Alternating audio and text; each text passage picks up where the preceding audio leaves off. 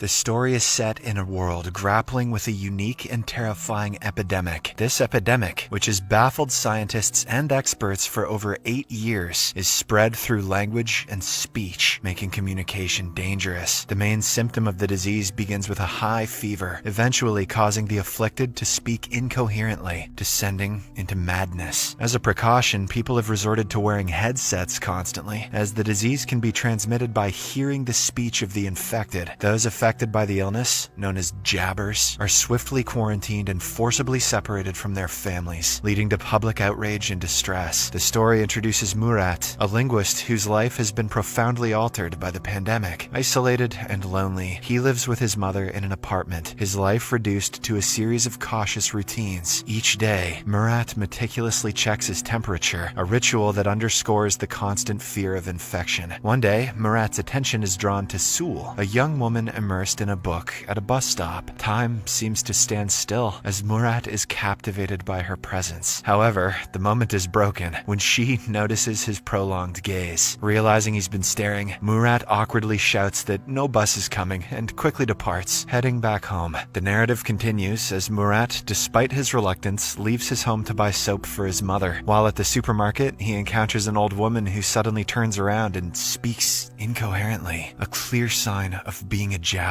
An alarm is triggered, announcing the presence of a jabber and urging people to evacuate immediately. In the ensuing chaos, everyone flees, except for the old woman and a young boy who is left behind without a headset. Murat witnesses the boy's mother crying outside. Driven by a sense of responsibility, Murat bravely re-enters the supermarket, gives his headset to the boy, and makes a narrow escape. Remarkably, Murat manages to avoid contracting the epidemic. Despite his close encounter with the jabber, he experiences a high fever, but eventually recovers and returns home unscathed, soap in hand. Meanwhile, Anton, a high-ranking official at AEI, is desperately seeking a solution to the pandemic. He faces a setback upon learning that even young children are susceptible to the disease. However, his interest is piqued when he hears about Murat's incident at the supermarket. Intrigued by the possibility that Murat might be immune, Anton delves into surveillance footage to learn more. He observes Murat collapsing in the supermarket, but later continuing on as if unharmed, which deepens Anton's confusion and curiosity. In another part of the city, Murat visits the home of his mother's friend, responding to a desperate call for help. The friend's son, Arif's father, is exhibiting symptoms of the disease, speaking disconnectedly. Arif, holding on to hope, pleads with Murat to find a cure, believing in Murat's unique abilities. He even suggests collaborating with Murat's friend Ozgur, but Murat informs him that Ozgur has passed away. Arif, skeptical about Ozgur's death due to the lack of a proper funeral and the absence of his body, plans to meet with Errol, a businessman known for trading in information. Arif hopes Errol can shed light on whether Ozgur is indeed alive and assist in their quest for a cure.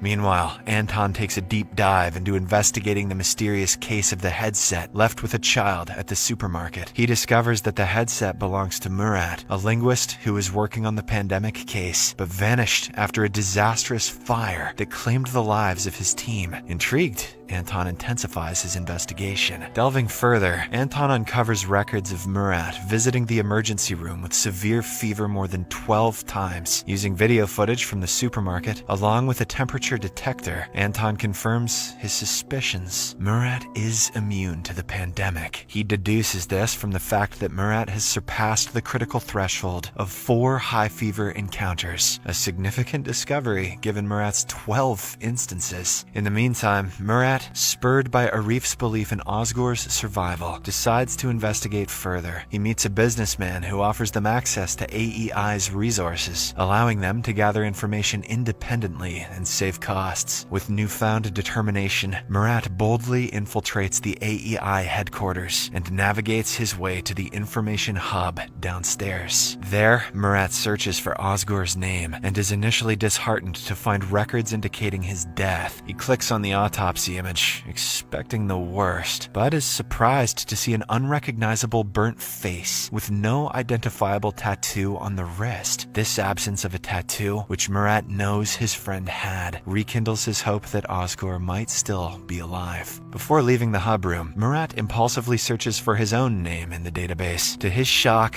and dismay, he discovers video footage of himself from the supermarket incident. Realizing the potential danger of this discovery, Murat hastily exits the room, unable to delete the record. His escape is filled with anxiety and urgency, knowing that his presence in the AEI database could have unforeseen and dangerous consequences. Soon after, Anton, fueled by his significant discovery regarding Murat's immunity to the pandemic, eagerly approaches his superior to share his findings. However, his excitement quickly turns to frustration when his superior dismisses his claims, cautioning against spreading unverified rumors. Frustrated by this response and determined to pursue the matter further, Anton decides to take matters into his own hands. He acquires the address of Murat and his mother's home, although under a false name, and sets out with his men to capture Murat. Upon arriving at the destination, they find Murat's mother answering the door, mistakenly assuming it might be her son. However, the AEI forces swiftly invade the home, scattering throughout the house and the apartment complex. They strategically position themselves, lying in wait for Murat's return to spring their trap. Unnoticed by the AEI operatives, Murat's mother subtly places a prearranged signal on the window, a discreet method of communication between her and her son. She then calmly lights a cigarette and sits down, maintaining an air of composure despite the tense situation. Meanwhile, Murat, who had been waiting for another glimpse of the beautiful girl he had seen at the bus stop, returns home. As he approaches his apartment, he notices the signal from his mother. Realizing the imminent danger, he hesitates at the entrance. Inside, Anton and his team are eagerly anticipating Murat's arrival, ready to execute their well-laid plans. In a moment of inner conflict, Murat grapples with the decision to enter the apartment. His thoughts drift to the beautiful girl, and the realization dawns on him that if he walks into the trap, he might never see her again. This thought acts as a turning point, and in a swift decision, Murat chooses to flee in the opposite direction, much to Anton's dismay. His abrupt departure catches Anton and his men off guard, and they lose track of him in mere seconds. Back at Murat's house, Anton seizes the opportunity to collect Murat's belongings for further investigation, hoping to get more insight into Murat's unique situation. The next morning, as Murat sets out on his search for Ozgur, he is stopped by AEI forces demanding to see his ID. In a moment of tension, as Murat nervously reaches for his ID, a bomb suddenly explodes nearby, causing the AEI forces to scatter and leaving Murat unattended. Seizing the moment, Murat heads to a location where he believes he might find Ozgur. However, his hopes are dashed when he discovers Ozgur is not there. Speaking with the man who made Ozgur's distinctive tattoo, Murat learns that since Ozgur's death, others have been imitating the tattoo, diminishing his chances of finding Ozgur. Meanwhile, Anton meticulously reviews tape recordings overnight and stumbles upon a recording of Murat claiming that he is incapable of jabbering, even if he wanted to. This revelation prompts Anton to rush to AEI to share his findings with a colleague. However, upon his arrival, Anton is informed that his boss Fazil is waiting for him. In a confrontational meeting, Fazil sternly instructs him to withdraw from the case. During this time, Murat finds comfort in a conversation with an old man who offers him a drink. As they share this moment, the old man tries to alleviate Murat's guilt over his wife's tragic death, which occurred after she was affected by the pandemic. He reassures Murat that it wasn't his fault. Murat listens in silence, eventually sharing his plans to venture into Zone 6 in his relentless search for Ozgur. Soon, Murat seeks the help of Errol, a man introduced to him by Arif. Errol is known for his willingness to do anything for money, and Murat needs him to create a false ID. They arrange to meet the following day. Afterward, Murat visits Arif's house, where he expresses his determination to find Ozgur and their shared goal of discovering a cure for the epidemic. Before he leaves, Arif's grandmother generously gives him some money, while his mother, having no cash, gives him her necklace as a token of support. However, their movements do not go unnoticed. One of Anton's men spots Murat and promptly informs Anton, who instructs his team to tail him discreetly. The next day, Murat meets Errol as planned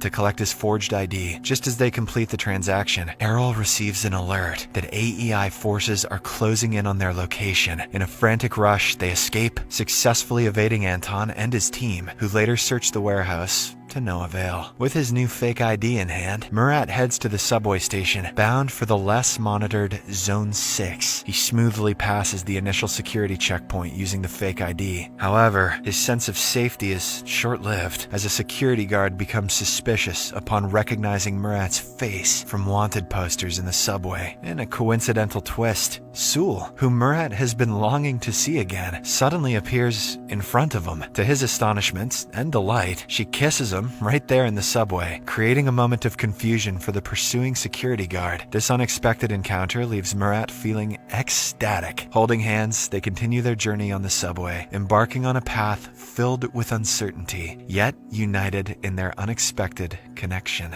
Murat and Sewell, having left the bus stop, navigate through menacing people and areas until they find a secluded rooftop where they can talk privately. On the rooftop, Murat, preoccupied with his quest to find Osgur, is about to leave when Sewell insists he stay for a meal. During their conversation, he learns her name and he expresses gratitude for her assistance earlier. Sewell then reveals her true intentions. She had been following Murat purposefully, hoping to recruit him into her team, P1, which is dedicated to finding a cure for the pandemic. Surprised by this revelation, Murat abruptly leaves, not allowing her to finish explaining. Later, Murat returns to the home he shares with his wife, where he is flooded with memories as he wanders through each room. That night, he dreams of himself torn between his wife and Sewell, symbolizing his internal conflict. The next morning, Murat's search for Osgur takes an unexpected turn when he is kidnapped by masked individuals who question his identity and affiliation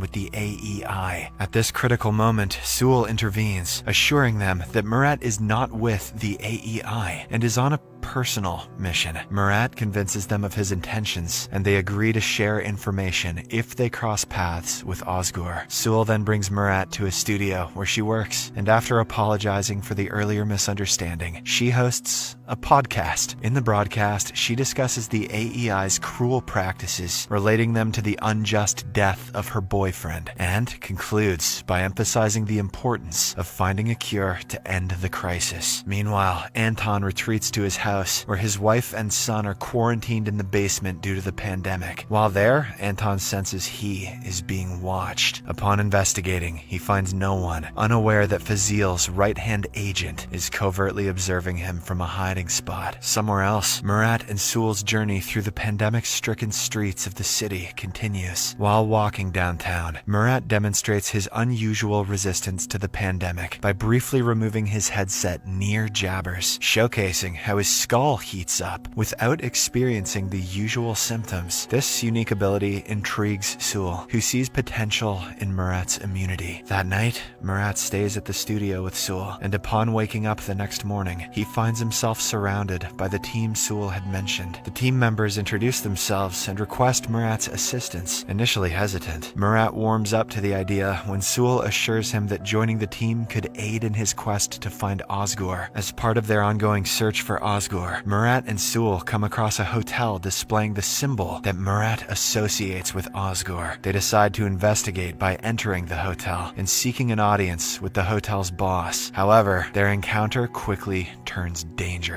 In a moment of quick thinking, Murat leverages his past experience and knowledge of recording voices to offer the boss a rare tape. This move impresses the boss, diffusing the tension and earning them a chance to sit and talk. As Murat and Sewell are about to explain their quest for Osgur, their conversation is interrupted by a lady entering the room to deliver an item and collect payment. After she leaves, the boss encourages them to continue. Murat and Sewell reveal their search for the person associated with the symbol they possess. To their surprise, the boss informs them that the lady who just left was the one who brought the symbol to the hotel. Reacting quickly, Murat and Sewell rush outside to catch the lady, but they are too late. She drives away, showing no interest in engaging with them. This missed opportunity leaves Murat and Sewell with more questions than answers as they continue their journey in the uncertain and dangerous world. My friends, the continuation of the story is now on the screen in front of you.